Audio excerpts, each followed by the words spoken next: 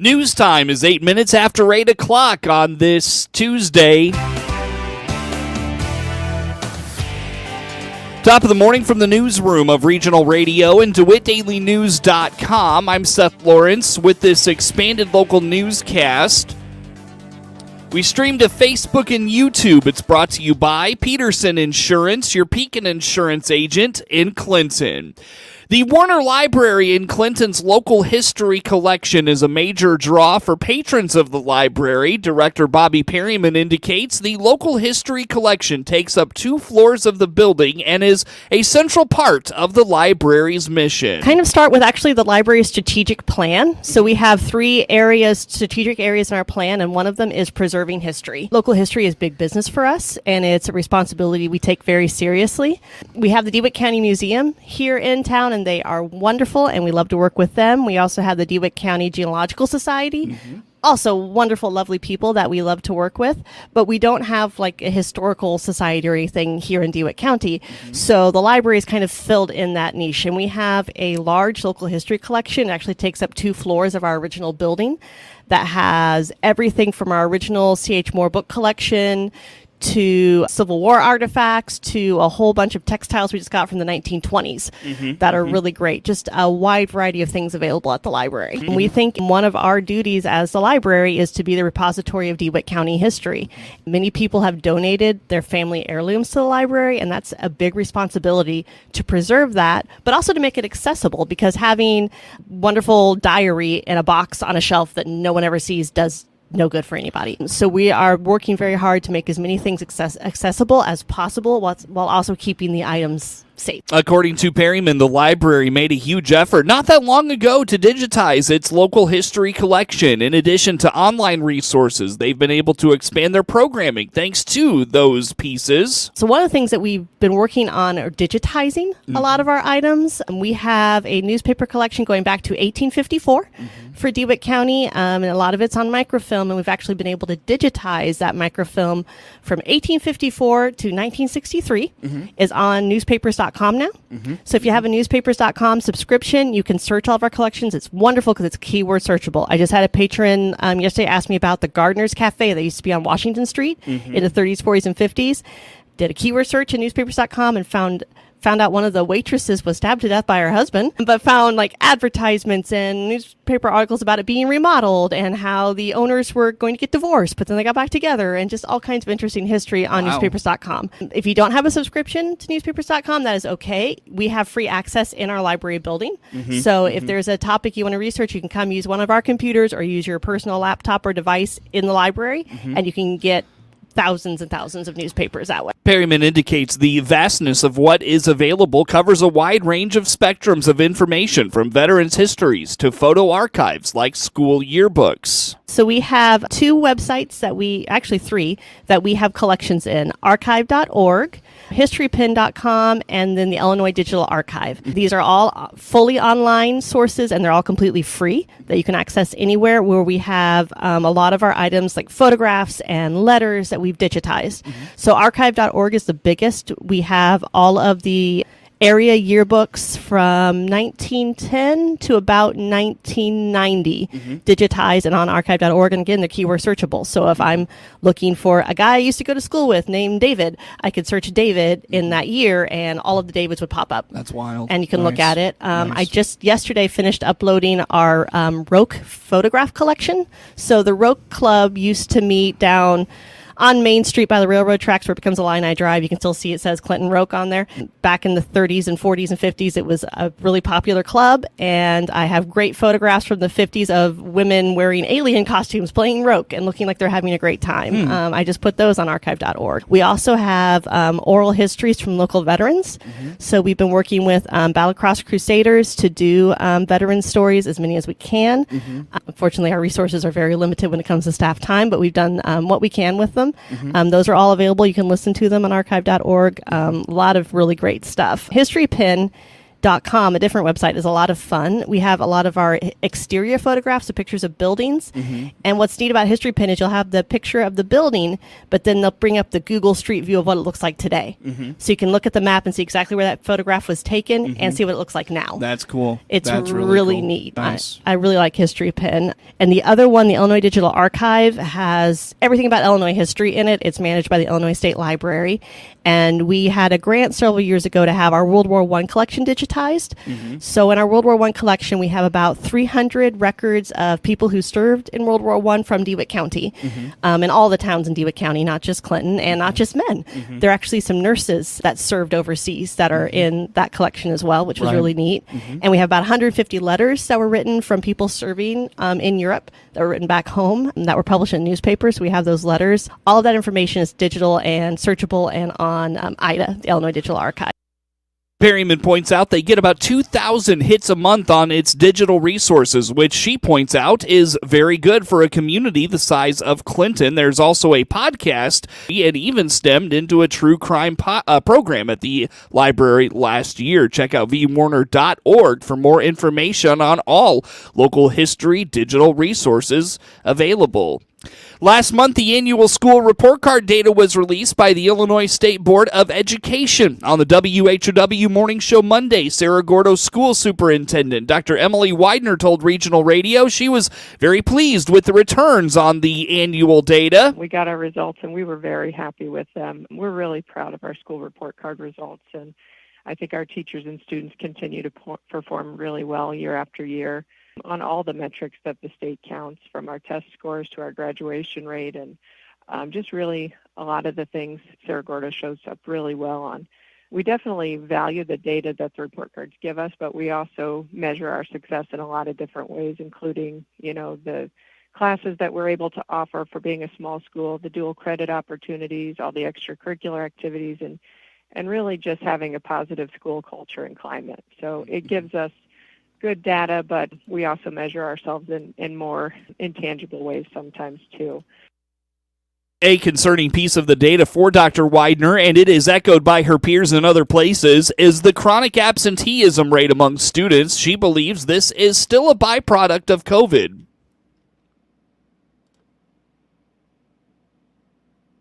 One metric that we're really looking at the junior high school is the chronic absenteeism. And our elementary rate there was 12%, but our junior high school rate was 26.5%.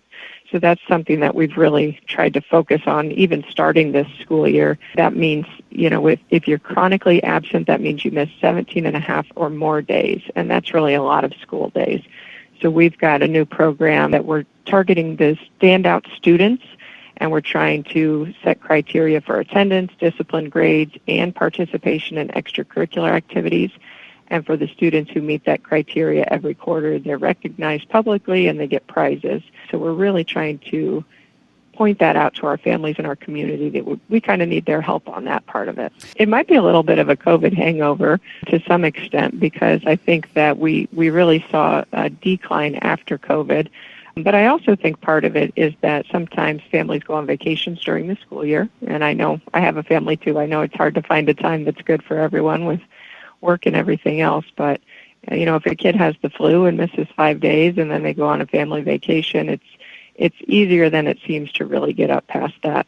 According to Dr. Widener, the English language arts scores were very strong, but her district could use to focus on math scores. Get news anytime at DeWittDailyNews.com. Chip Flory here, the host of AgriTalk, the nation's longest-running agriculture talk show. I'm here to remind our listeners on Central Illinois' agriculture station, WHOW, that you can hear our show weekday mornings from 10 to 11 on WHOW's many platforms. On the Big 1520 across Central Illinois, 92.3 FM in DeWitt County, and now on 106.5 FM in Logan County, and on the WHOW app. AgriTalk on WHOW. There's an internet service that's faster and better than cable, faster and better than wireless, and it's coming to Clinton. Connexus is building a fiber internet network in Clinton with service available later this year. Get local, reliable, affordable, and speed of light fiber internet service from Connexus for just $45 a month for 1 gig speed your first year and $65 a month thereafter. after. Get yourself on the install list for gig fiber internet in Clinton by clicking the Connexus icon at DeWittDailyNews.com. Fiber internet is coming to Clinton. Get on the install list now. For the latest in Central Illinois agricultural news, visit IllinoisFarmRadio.com. Get updated information on markets, weather, ag news, local interviews with NAFB farm broadcaster Jared White, and much, much more. All at IllinoisFarmRadio.com. Connexus will provide local, reliable, affordable, and speed-of-light fiber internet to Clinton. Get on the install list now by clicking the Connexus icon at DeWittDailyNews.com. Fiber internet is coming to Clinton. Get on the install list now. Do you know what to do when a car is pulled over on the side of the road? Get over! First, reduce your speed. Second, change lanes if possible. Third, proceed with caution. These 3 simple steps can be the difference between life and death. What if it's you that's on the side of the road? Do you want everybody to move over for you? Do the right thing. Slow down, move over, and drive like your life and their life depends on it.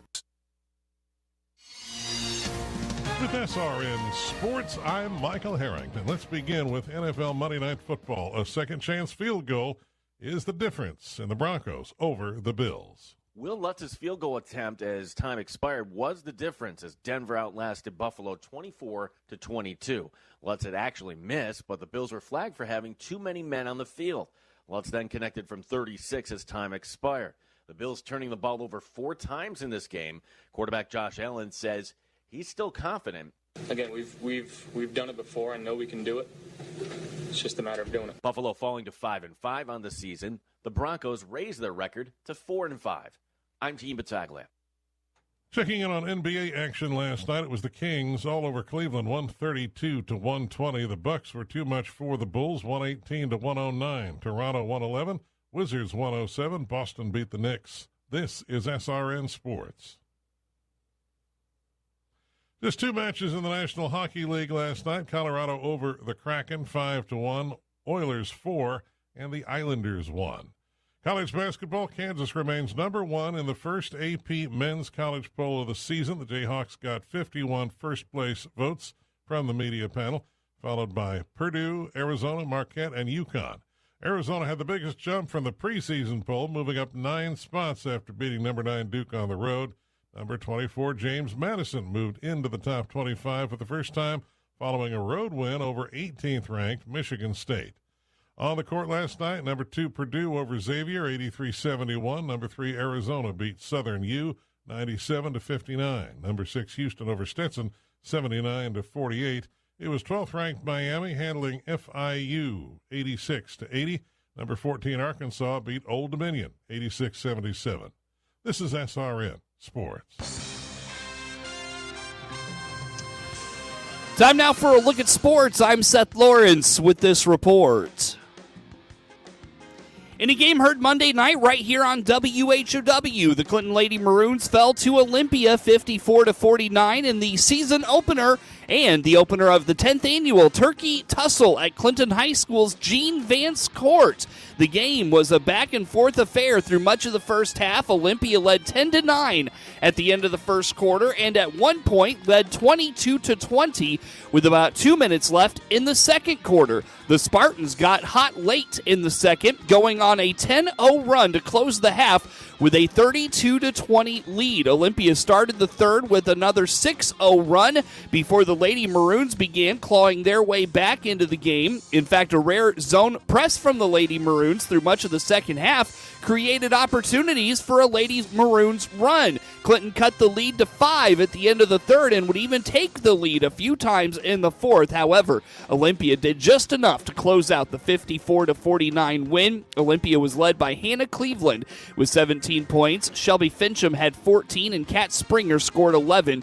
The Spartans play Eureka next Wednesday night at 5 o'clock at Clinton High School. The Lady Maroons were paced by Avery Smith's 14 points. She was the serve pro of Piatt-DeWitt County's player of the game. Reagan Filkin added 11 points, while Michaela Keppel scored 10. The Lady Maroons next face Decatur Eisenhower at 8 o'clock Wednesday night, and the next broadcast of Clinton Lady Maroons basketball on WHOW is Tuesday, November 21st, when Clinton hosts Athens. You can hear it on all WHOW platforms.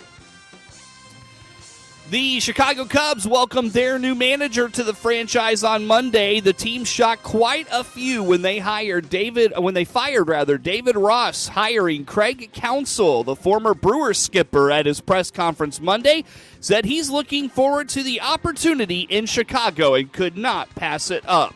From a baseball standpoint, I think I saw quickly that the organization is just in great health. And that, Jed presented a very compelling vision of that.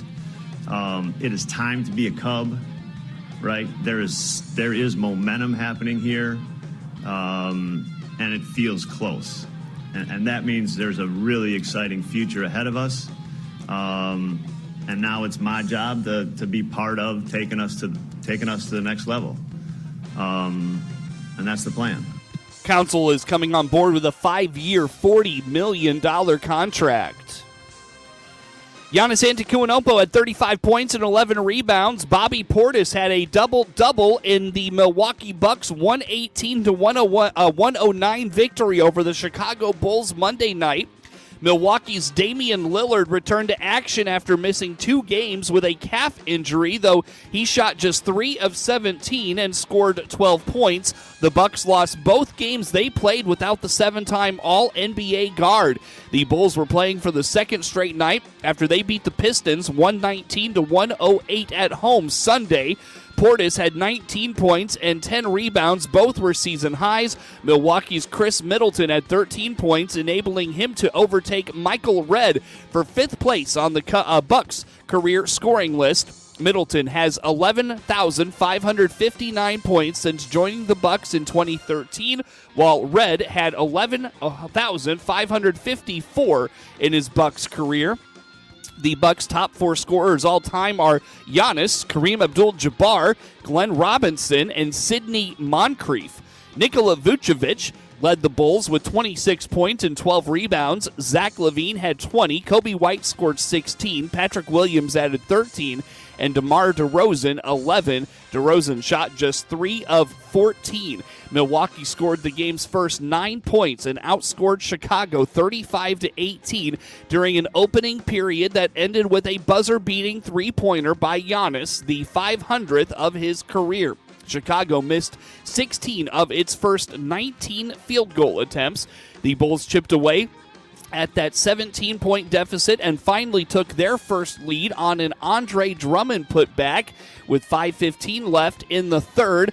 The lead changed hands 3 more times over the next minute or so, with a Portis basket putting Milwaukee back up for good. His basket started a 12-0 run that helped the Bucks regain a double-digit advantage at 81-70. The Bucks carried an 83-74 advantage into the fourth quarter and did not allow the lead to drop below 8 the rest of the way. The Bulls shot just 38%. Chicago was missing Alex Caruso for a second straight game due to a toe injury. The Bucks were playing their first game without Jai Crowder, who is scheduled to undergo surgery Tuesday for an abductor and abdominal tear that will leave him unavailable for the next 2 months. The Bulls have the first of 2 straight home games with the Orlando Magic starting Wednesday.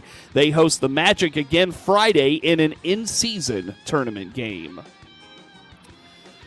All eyes tonight will be on Marquette point guard Tyler Kolek's gate when number 4 Marquette takes the floor against the 23rd ranked Illinois Fighting Illini for the Gavitt Tip-Off Games marquee matchup in Champaign. Kolek, the reigning Big East Player of the Year and the preseason Associated Press All-American, limped to the locker room with 8:06 left in Marquette's 95-65 win over Rider Friday night. He did not return.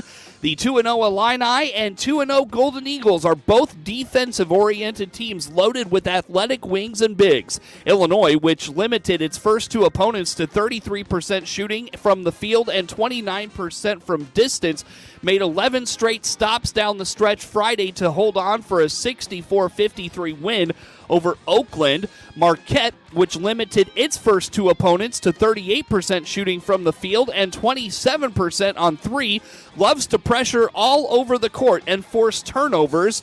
Against an Illinois team that doesn't have a true point guard, it could be the difference. Get sports anytime at DeWittDailyNews.com.